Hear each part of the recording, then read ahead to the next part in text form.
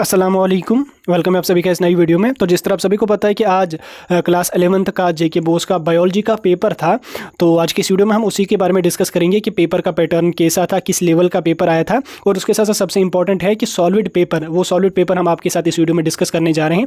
Video काफ़ी ज़्यादा important रहने वाला है, वीडियो को पूरा एंड तक देख लेना, चैनल को भी सब्सक्राइब कर देना और टेलीग्राम ग्रुप हमारा ज्वाइन कर देना। वहाँ पर आपको पेपर्स के पीडीएफ्स और सॉलिड पेपर जो भी होते हैं वो आपको वहाँ पर मिलते रहेंगे। तो चलिए वीडियो को शुरू कर लेते हैं और देख लेते हैं यहाँ पे आज का पेपर क्या रहने वाला है। तो देखिए पेपर यहाँ पे आपको स्क्रीन पे दिख रहा होगा, जेड सीरीज़ का पेपर मेरे पास है।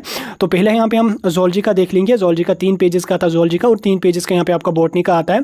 तो ज़ूलॉजी का यहाँ पे आपको 35 मार्क्स का था और बॉटनी का भी यहाँ पे आपको 35 मार्क्स था। तो टोटल यहाँ पे 70 मार्क्स का था। तो 3 घंटे का यहाँ पे आपको टाइम दिया गया था, 1.5 घंटा ज़ूलॉजी के लिए और 1.5 घंटा यहाँ पे बॉटनी के लिए। तो चलिए क्वेश्चन को यहाँ पे 1 बाय 1 करके देख लेते हैं। ज़ूलॉजी का हम पहले देख लेंगे। इसमें पहले यहाँ पे आपके ऑब्जेक्टिव टाइप क्वेश्चन जो आए थे, 2 मार्क्स 1-1 मार्क्स वाले 2 क्वेश्चन यहाँ पे आपके आए थे। तो पहला क्वेश्चन यहाँ पे आपका आया था, involuntary muscular movement of alimentary canal are called. ठीक, तो इसमें यहाँ पे आपको fill in the blanks fill करना था कि जो इनवॉलेंट्री मस्कुलर मूवमेंट हमारे एलिमेंट्री कैनाल की होती है उसको यहाँ पे क्या कहते हैं। काफ़ी इजी था क्वेश्चन, पैरास्टालिसिस कहते हैं, जिससे हमारा फूड जो है वो पास हो जाता है। उसके बाद ये जो क्वेश्चन था इसमें आपका पैरास्टालिसिस जो है वो राइट आंसर है। उसके बाद नेक्स्ट क्वेश्चन यहाँ पे है, what is the full form of MSH। MSH क्या होता है? MSH एक हार्मोन होता है जो पेप्टाइड हार्मोन होता है, जो स्किन से भी रिलीज किया जाता है, पिट्यूटरी ग्लैंड से भी रिलीज किया जाता है और हाइपोथैलेमस से भी रिलीज किया जाता है। तो इस तरह से आपको लिखना है इसमें। यहाँ पे आप इसकी अगर आप फुल फॉर्म भी लिखोगे, लाइक इसकी फुल फॉर्म होती है मेलेनोसाइट स्टिमुलेटिंग हार्मोन। अगर आप इतना भी लिखोगे तो चल जाएगा, या अगर इतना भी लिखा होगा आप इसमें, MSH is a hormone called melanocyte stimulating hormone released by skin pituitary glands and hypothalamus. अगर आपने इतना भी लिखा है तो 1 मार्क्स आपका यहाँ पे बन जाएगा। और अगर आपने इतना नहीं लिखा है, फुल फॉर्म ही इसकी अगर आपने लिखी है मेलेनोसाइट स्टिमुलेटिंग हार्मोन, तो बस इतना ही यहाँ पे आपका आ जाएगा इसमें। तो नेक्स्ट यहाँ पे हम सेक्शन बी की तरफ चलेंगे। सेक्शन बी यहाँ पे आपको 2 मार्क्स वाले क्वेश्चंस इसमें आए थे। तो 2 मार्क्स वाले क्वेश्चन यानी कि very short answer type questions इसमें कुछ क्वेश्चंस आए थे। तो इनमें यहाँ पे 1 बाय 1 करके हम सारे क्वेश्चंस को देख लेंगे। पहला क्वेश्चन यहाँ पे आपका आया है, right a short note on metamerism. Metamerism यहाँ पे क्या होता है उसी के बारे में आपको थोड़ा सा शॉर्ट नोट लिख लेना। मेटामेरिज्म अगर आपने देखी होगी अर्थवॉर्म या अगर आपने टेपवॉर्म देखी होगी, उनकी जो बॉडी सेगमेंट से बनी होती है ऐसे ऐसे छोटे छोटे सेगमेंट्स में, उसी को यहाँ पे मेटामेरिज्म कहते हैं। तो उसी को थोड़ा सा आपको 2 या 3 लाइन्स में डिफाइन करना था, तो बस हो गया यहाँ पे ये आंसर आपका डन। उसके बाद नेक्स्ट क्वेश्चन यहाँ पे इसमें आया था, what is an open type circulatory system. Open type circulatory system आप 9th से पढ़ते आए हैं। ओपन टाइप सर्कुलेटरी सिस्टम वो सिस्टम होता है जिसमें ब्लड कैविटी से फ्लो होता है, न कि ब्लड वेसल से, यानी कि इसमें ब्लड वेसल एब्सेंट होती हैं। जैसे अगर हम देख लेंगे इसमें एग्जांपल कॉकरोच में या क्रैब्स में जो है वो इस टाइप की सर्कुलेशन यहाँ पे होती है। बस इतना आपको लिख लेना था, हो गया आपका ये भी आंसर। और इसका यहाँ पे आपको आर पार्ट भी आया था, वो भी यहाँ पे आपको दिख रहा होगा स्क्रीन पे।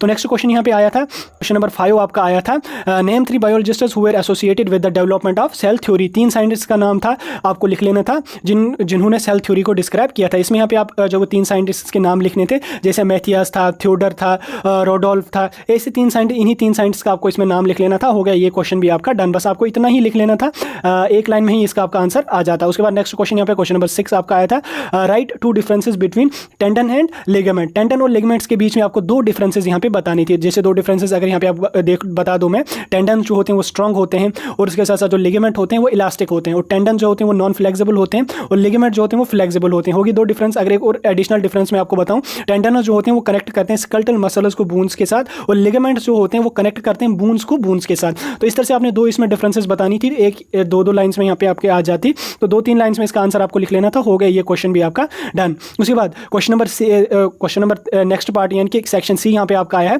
शॉर्ट आंसर टाइप क्वेश्चन, जो आपकी 3 मार्क्स वाले क्वेश्चन आए थे। इसमें यहाँ पे पहला क्वेश्चन आपका था with respect to the rib cage explain the following. यहाँ पे 3 टर्म्स आपको दिए गए थे, ट्राइसेफेलिक रिब्स, उसके बाद ट्रू रिब्स, फ्लोटिंग रिब्स, इनको यहाँ पे आपको एक्सप्लेन करना था। तो 2-2 लाइंस में इनका एक्सप्लेनेशन देनी थी, 5-6 लाइंस में इसका आंसर आपका आ जाता। तो हो गए यहाँ पे आपको ये भी 3 मार्क्स डन। उसके बाद नेक्स्ट क्वेश्चन यहाँ पे आपका आया था, differentiate between mitosis and meiosis. 3 differences आपको माइटोसिस और मियोसिस के बीच में लिख लेने थे। ये भी काफी इजी क्वेश्चन है, तो ये भी आपने किया होगा। उसके बाद name different types of nephridia found in earthworm, what are the functions of nephridia. Nephridia आपने जो है वो देखने थे कितने टाइप्स के अर्थवॉर्म्स में प्रेजेंट होती है और उनका फंक्शन यहाँ पे क्या होता है। वो यहाँ पे आपको 1-2 फंक्शंस आपको लिखने थे और टाइप्स में लिखने थे कितने टाइप्स के होते। हो गए यहाँ पे आपका ये भी डन। उसके बाद नेक्स्ट क्वेश्चन यहाँ पे आया था, write a short note on feathers of birds, birds के जो फेदर्स होते हैं उनके बारे में आपको नोट लिख लेना था 5-6 लाइंस में, तो हो गया, बस उतना ही यहाँ पे आपको लिख लेना। उसके बाद यहाँ पे आपका क्वेश्चन आया था write a short note on Dachigam national park, इसमें यहाँ पे आपको एक छोटा सा नोट लिख लेना था। और इसका यहाँ पे आपको आर पार्ट भी आया था, डिफाइन यहाँ पे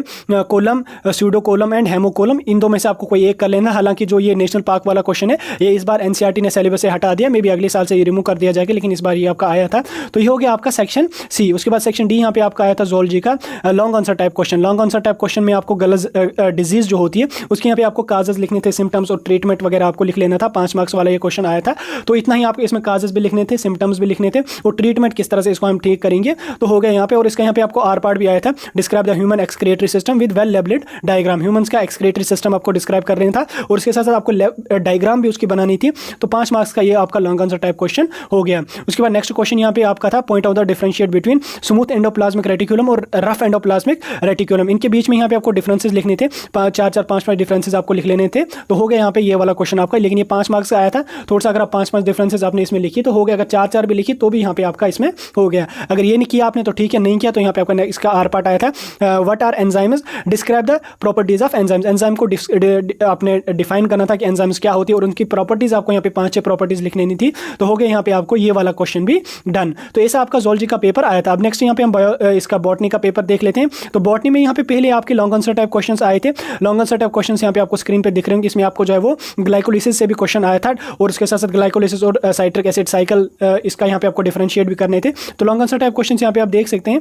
तो इसका यहाँ पे आप स्क्रीनशॉट ले लीजिए। इसमें एक और क्वेश्चन आपका आया था जो फैमिली लिलेसी है, इसके यहाँ पे आपको फ्लोरल फार्मूला भी लिख लेना था। उसके बाद फ्लोरल डायग्राम भी बनानी थी आपको फैमिली लिलेसी की, और उसके साथ साथ ये 5-5 मार्क्स वाले क्वेश्चन आए थे। उसके बाद यहाँ पे इसमें एक और क्वेश्चन आया था आपका फ्लावर्स को डिफाइन करना था, पार्ट्स ऑफ टिपिकल फ्लावर्स और उसके साथ फंक्शन ऑफ फ्लावर्स यहाँ पे आपको लिख लेने थे। और उसके साथ साथ यहाँ पे आपका हम नेक्स्ट वाले सेक्शन पे चलेंगे, सेक्शन बी के, जो आपका शॉर्ट आंसर टाइप क्वेश्चन है, 3 मार्क्स वाले क्वेश्चन है। इसमें यहाँ पे आपका पहला क्वेश्चन आया था state the criteria followed by R H Whittaker for his classification of 5 kingdom arrangement of organism, यानी कि आर एच विटाकर ने जो 5 किंगडम क्लासिफिकेशन की थी उसमें उन्होंने कौन सा क्राइटेरिया यहाँ पे जो है कौन से क्राइटेरिया को फॉलो किया था वो आपको यहाँ पे डिफाइन करना था। 5-6 लाइन्स में आपको इसका आंसर लिख लेना था। हो गया ये क्वेश्चन आपका डन। तो उसके बाद नेक्स्ट क्वेश्चन यहाँ पे आया था right 3 distinguishable characteristics of lichens. Lichens के आपको 3 कैरेक्टरिस्टिक्स लिख लेने थे। लाइकेंस आपको पता है अलगे और फंगस का जो है वो म्यूचुअल इसमें एसोसिएशन होता है, तो लाइकेंस यहाँ पे बनते हैं। उसके बाद यहाँ पे आपको numerator the important characteristics of gymnosperm, gymnosperms के आपको कुछ कैरेक्टरिस्टिक्स लिखने थे। उसके बाद नेक्स्ट क्वेश्चन यहाँ पे आपका आया था brightly describe the internal structure of dicot stump with the help of A diagram. Dicot stump के यहाँ पे आपको इंटरनल स्ट्रक्चर बनाना है और उसके साथ उसकी डायग्राम भी आपको बनानी थी। उसके बाद नेक्स्ट क्वेश्चन आपका आया था state 3 criterias for essential of an element. ये आपको जो है वो शॉर्ट आंसर टाइप क्वेश्चन आए थे। उसके बाद नेक्स्ट क्वेश्चन यहाँ पे आपका सेक्शन सी से आए, ये हम डिस्कस करेंगे। शॉर्ट आंसर टाइप क्वेश्चन जो आपके आए ये हम डिस्कस करेंगे, क्योंकि लॉन्ग आंसर टाइप क्वेश्चन अगर हम डिस्कस करेंगे वो वीडियो लंबा हो जाएगा। तो सेक्शन सी से जो आपके 2 मार्क्स वाले क्वेश्चन आए थे write short note on transpirational pull theory. Transpirational pull theory आपके बारे में आपको थोड़ा सा नोट लिख लेना था। ट्रांसपायरेशनल पूल थ्योरी आपको पता ही होता है, अपवर्ड मूवमेंट जो वाटर की होती है जाइलम के थ्रू, जो रूट से वो एब्जॉर्ब करते हैं और ऊपर लीवर्स तक पहुंचा देते हैं, उसी को यहाँ पे ट्रांसपायरेशनल पूल थ्योरी जो है ये इसी को डिस्क्राइब यहाँ पे करती है। उसके बाद इसी आपको जो वो 2-3 लाइन्स का इसका आंसर लिख लेना था। हो गया यहाँ पे, अगर आप 2 लाइन्स में भी लिखा है तो भी यहाँ पे आपके 2 मार्क्स जो वो डेफिनेटली आपके मिल जाएंगे। नेक्स्ट क्वेश्चन यहाँ पे इसमें आपका आया था व्हाट इज ऑस्मोसिस। ऑस्मोसिस आपने पढ़ा ही होगा, movement of water from higher concentration to lower concentration, या movement of liquid from the region of higher concentration to lower concentration, ये ऑस्मोसिस होता है। और इसके 3 टाइप्स यहाँ पे आपको लिख लेने थे। टाइप्स आपके इसके लिख लेने थे, इसके 3 टाइप्स होते हैं, एक आइसोटोनिक, हाइपोटोनिक और हाइपरटोनिक ऑस्मोसिस। ठीक 3 टाइप्स के ऑस्मोसिस थे और बस उनके नाम ही आपको यहाँ पे लिख लेने थे। और थोड़ा सा अगर आप उसमें एक्सप्लेन भी कर लोगे तो यहाँ पे आपका चल जाता है। नेक्स्ट क्वेश्चन यहाँ पे आपका आया था question number 10 what is respiratory quotient, compare it's value of carbohydrates, proteins and lipids. Respiratory quotient आपको लिख लेना था कि रेस्पिरेशन क्वोशंट होता क्या है। तो ये होता है ratio of carbon dioxide produced by the body to oxygen consumer, यानी कि कितना ऑक्सीजन कंज्यूम किया हमारी बॉडी ने और कितना कार्बन डाइऑक्साइड जो है वो बाहर निकाला, ये आपका होता है रेस्पिरेटरी क्वोशंट। इसका अगर आप कार्बोहाइड्रेट्स का देख लोगे, इसका वैल्यू कार्बोहाइड्रेट्स में होता है 1, प्रोटीन्स में यहाँ पे आपका आता है 0.83 और लिपिड्स में आपका आता है 0.71। बस एज इट इज आपको इतना ही लिख लेना था, 2-3 लाइन्स में आपका आंसर आ जाता, तो हो गया आपका क्वेश्चन नंबर 10। उसके बाद सेक्शन डी की यहाँ पे अगर हम बात करें, इसमें यहाँ पे आपका ऑब्जेक्टिव टाइप क्वेश्चन आए थे। यहाँ पे ऑब्जेक्टिव टाइप क्वेश्चन में पहला क्वेश्चन यहाँ पे आपका आया था, Carolus Linnaeus devised and nomenclature system known as. Carolus Linnaeus ने जो नोमेनक्लेचर सिस्टम दिया था, क्या उसको नाम दिया जाता था? यहाँ पे 4 ऑप्शंस आपको दिए हैं, मोनोमियल, बाइनोमियल, ट्राइनोमियल और पॉलिनोमियल। इसका जो राइट आंसर है वो बी पार्ट रहने वाला है। बाइनोमियल नोमेनक्लेचर जो है वो केयरलेस लीनियस ने दिया था। उसके बाद इसका नेक्स्ट क्वेश्चन यहाँ पे अगर आप देख लोगे, select the statement which is not applicable for sclerenchyma.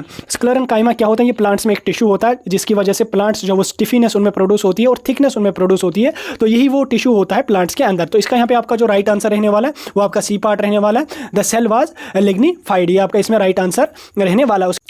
उसके बाद क्वेश्चन नंबर 13 यहाँ पे आपका आया था, what does ICBN stand for. ICBN की यहाँ पे आपको जो वो फुल फॉर्म लिखनी थी, इंटरनेशनल कोड ऑफ बॉटनोमिकल नोमेनक्लेचर, ये आपका इसका फुल फॉर्म आ जाता है। उसके बाद यहाँ पे आपका नेक्स्ट क्वेश्चन नंबर लास्ट और क्वेश्चन नंबर 14 यहाँ पे आपका आया था जो बॉटनी में था, वो था व्हाट इज पार्थेनोकार्पी। पार्थेनोकार्पी क्या होती है? Development of fruit without prior fertilization. ठीक, ये आपकी होती है पार्थेनोकार्पी। तो इस तरह से यहाँ पे आपका आज का zoology का पेपर और बॉटनी का पेपर ओवरऑल यानी कि बायोलॉजी का पेपर क्लास 11th का इस तरीके का आया था। सॉलिड पेपर मैंने आपको इस वीडियो में डिस्कस करने की पूरी कोशिश की।